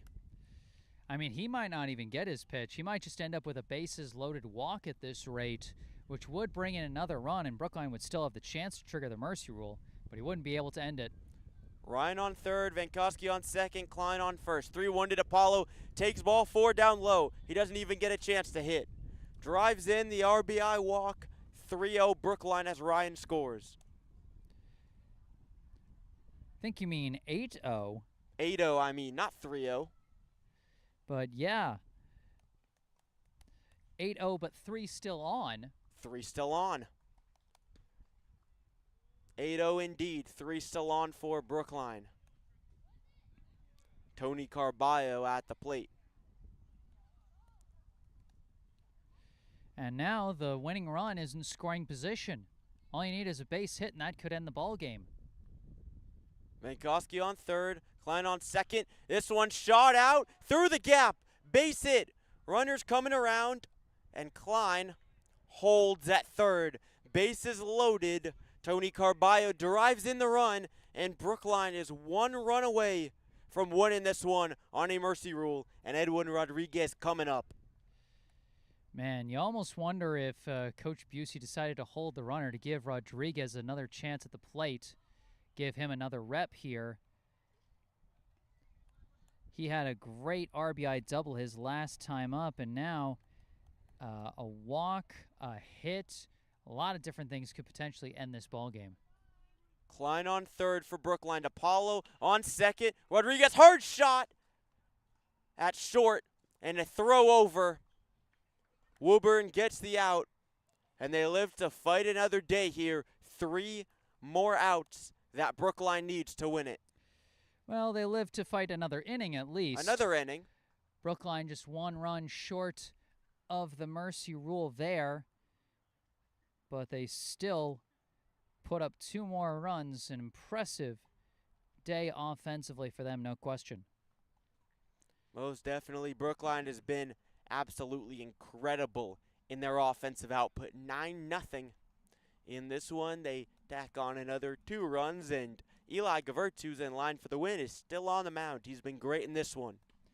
Yeah, I mean, the offense has been nice, but really the defense is what's been most impressive in my eyes. We've seen this team put up a ton of runs offensively before. We've seen them put up more runs than this. I mean, this right now would be their 4th highest run output of the season so far, because they've put up double digits 3 times already through their first 6 games. But defensively, they've had a lot of shakiness here and there. But this has been, this would tie for their strongest outing so far. The only other team they've shut out so far is Wilmington, and they're on the verge of shutting out this Woburn team. Granted, a Woburn team coming into this game with a 1-5 record.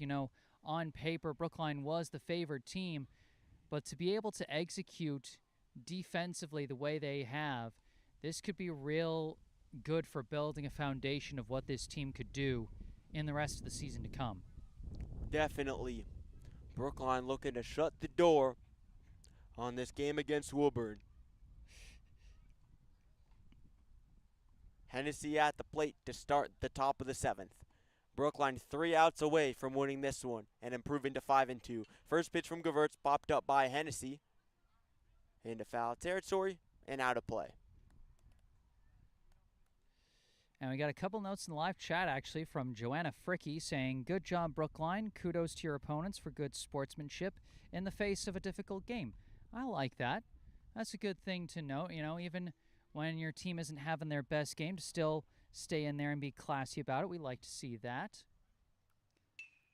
Hard ground ball, foul. And then another note from Joanna Fricky in reference to me thinking myself old a little bit earlier. She says, Jesse, sorry, but you don't know from old. Enjoy your prime. Brookline is very lucky to have you.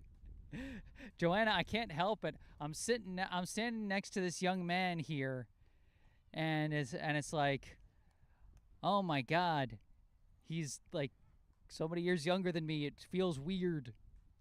1-2 pitch. Hennessy shoots it in the right field. Ryan going back. He can't make the catch. It gets beyond him.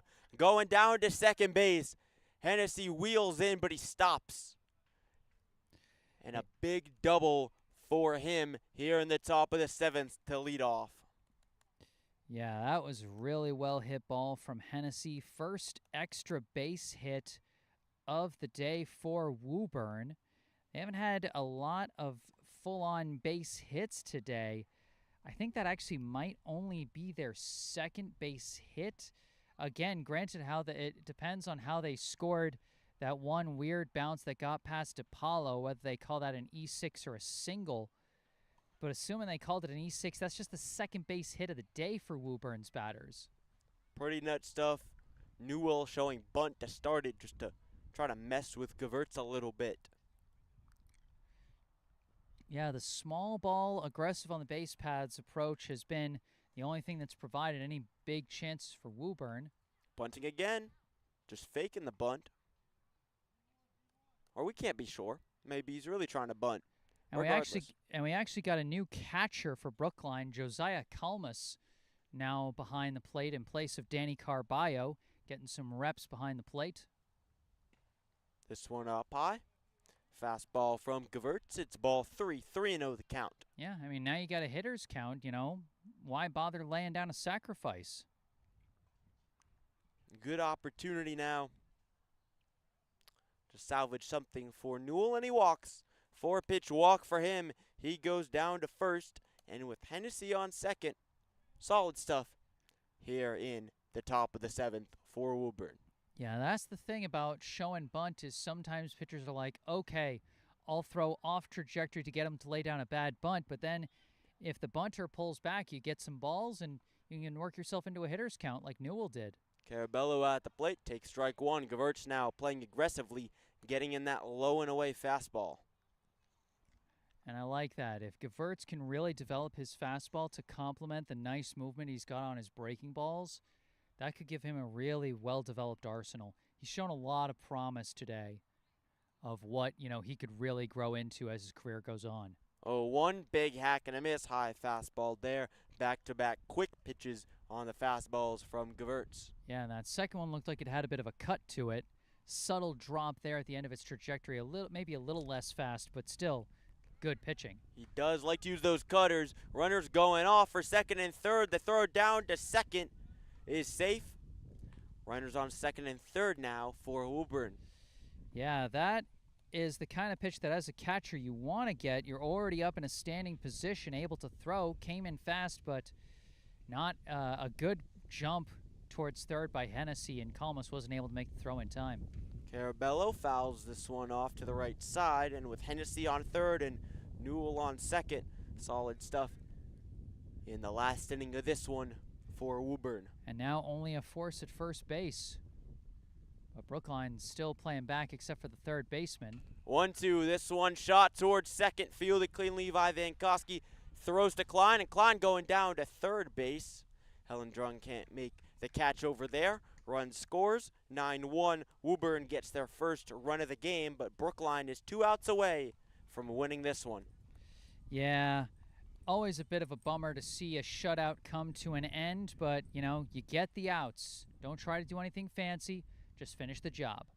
This one absolutely stung into left field. Foul. But foul.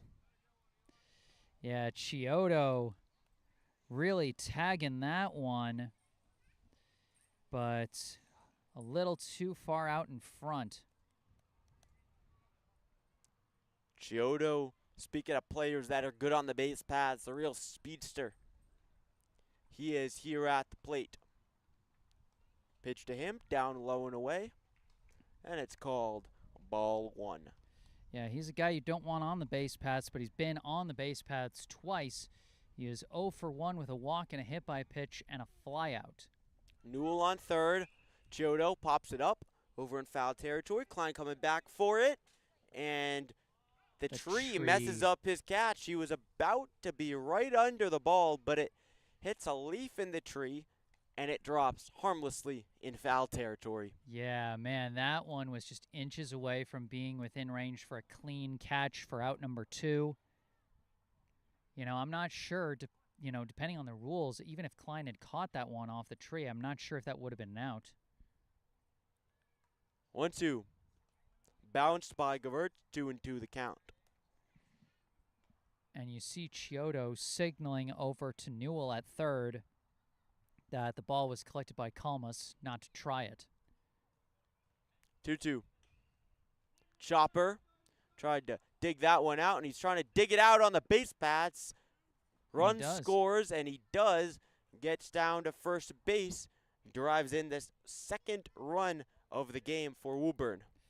Yeah, that one close between a single or an E1. I think you might score that one an E1. The throw just kind of off the mark from Gewurz there. RBI either way for Chiodo as Newell comes in to score. Might be the end of the day for Gewurz. Could be potentially. He's done a really good job in this one for Brookline, and it looks like it is. Yep, solid outing for him, even with a couple of runs coming in here in this last inning. You know, doesn't get the full shutout performance he might have wanted, but still a very strong outing from him as he finishes with, let me see,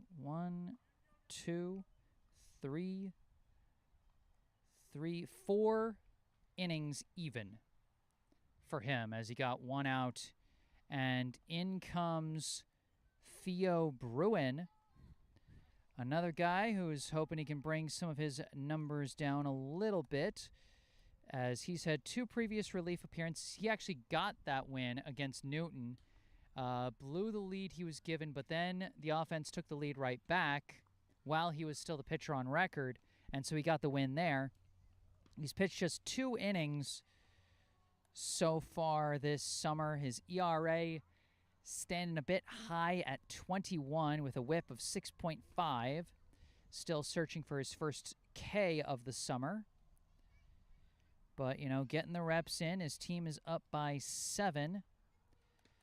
So coming in a favorable situation here. Runner at first, 1 out.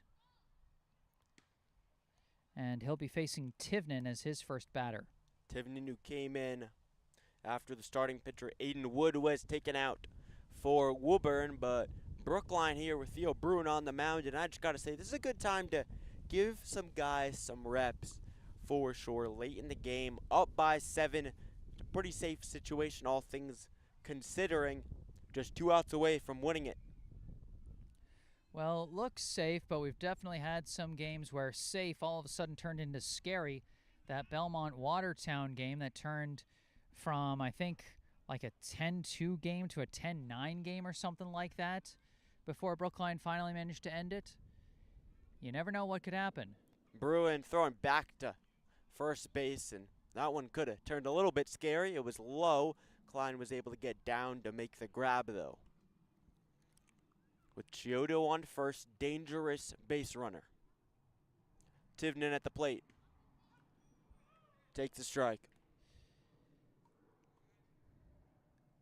And like I said, Bruin, he's had a tough time so far, but if he can throw strikes and draw the weak contact. Tivnan foul tip that one. Was going down to second. Would have had the stolen bag, but the foul tip means that it's reset. He has to go back and strike 2. Yep. Pitch. Up high. Ball 1. Tivnan was thinking about swinging at that one, but ultimately checked it. With Chiodo on first. Pitch inside and high to Tivnan. Called ball 2. Again, you got to, don't give in to the temptation to just make guys chase. Throw strikes. 2-2, and he pitches this one down low. Ball gets away. Chioda going off to second, and he gets in there safely. Boy, that was one of the more clumsy bits of wild pitch, pass ball, whatever you want to call it, as Kalmus just completely lost track of it. 3-2, pitch up high from Bruin. Ball 4. Tivnan walks. Runners on first and second now for Woburn. And that's why you got to keep throwing strikes. You get out in front on a batter that much, and then you're painting the corners, but you miss. You don't want to give away pitches trying to chase. You don't want to give away too much. Jake Dooley at the plate. And he's hit. And he gets hit. Bases loaded now for Woburn. 9-2 ball game. And they're looking to make something happen here.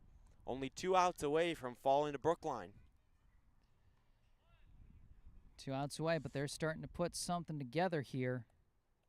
Woburn was held scoreless before this inning with Panicella at the plate. And a 1-0 count. Brookline's still playing back. They're focused on getting the outs, not necessarily preventing the runs in this kind of situation. Pitch coming from Bruin. High and inside, and yet again, another ball. You can't let this cascade get away from you. You've missed some pitches, but just settle back in and throw strikes. 2-0. Chopper over toward short. Fielded well by DePaulo. Throw to second. Vankoski gets the out. Throw to Klein. And Panicella is safe there. 1 out away from getting the win. Woburn scores their 3rd run. That comes across. But Brookline just 1 more out before victory. Yeah, I liked that Brookline tried for the game-ending double play there. You know, didn't turn, but, you know, we saw in some previous games where Brookline was kind of scared to try for those kind of plays. Now they've got their starting infielders back. Popped up. Vankoski coming over, and the ball gets down. Run scores, throwing down to third. Panicella is safe at third. He's able to dive in. Oh, that's tough for Brookline. Vankoski called for the ball, but Klein was already really close to it. Couldn't back off fast enough. Caused Vankoski to kind of flinch. And as a result, that brings in another run. Tivnan to score 9-4 now. And Aiden Wood drives it in on a bloop hit to right. 4 runs here in the 7th for this Woburn team. Woburn looking to keep the rally alive. Brendan Harkin at the plate takes it up and inside. That's ball 2. And again, Jesse, Brookline did have that Belmont-Watertown game where they were really scared late. This one potentially could turn out to be similar. They're looking to shut the door before it becomes that close. Fouled off 2-1. Yeah, and, you know, again, Bruins had a rough summer, but he's just got to hang in there and just keep pitching, just keep getting those reps in. You know, only way is up. Pitch from Bruin. High up, and it's ball 3. Wood on first, Panicella on third. 3-1 from Theo Bruin. He deals, swing and a miss. Brookline is 1 strike away from beating Woburn in this one. Theo Bruin just needs 1 more strike here with runners on the corners. 3-2. Deal from Bruin. Ground ball over to Klein. Fields it cleanly. Steps on the bag. And that's it. Brookline wins it 9-4. Brookline breathing a sigh of relief there as Woburn makes it a little bit briefly scary. But ultimately Bruin able to shut the door. Bit of a shaky inning. But Brookline still got a lot to hang their hat on. 6 great innings of defense and a great game of offense, and I'll tell you what, Brookline, they're certainly happy to have Jimmy DePaulo back in their lineup with the kind of day he had. 3 for 3 with a triple, a walk, a run scored, 2 runs scored, and 2 stolen bases and 4 RBI. Just a full box score from him on offense to lead the way for Brookline. Really an incredible game from DePaulo and an incredible game in general for this Brookline squad. You really got to give it to them. A great team effort, even when the extra base hits weren't there. DePaulo driving in a bunch of runs, great base running as a whole, and they are able to shut the door on Woburn, despite the fact that Woburn did get 4 runs in that final inning. All right, well, Brookline improves to 5-2 on the season with their 3rd straight win. Woburn falls to 1-6. Brookline is scheduled to play at Medford tomorrow at Plaisted Park. You know, provided no heat emergencies are declared in the town of Medford or anything like that, we'll, you know, see how that shakes out. But for now, we're planning to be out there for that 5:45 p.m. game, both myself and Sam. So we hope to see you guys there for that one. But that's going to do it for this broadcast.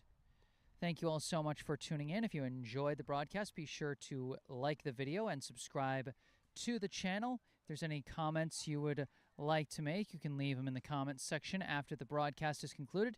You can also go down below in the description section of the video where you can find the link and phone number for our local charity spotlight, the Brookline Community Foundation. You can also find some links related to me down there that you can see in the bottom right corner of your screen.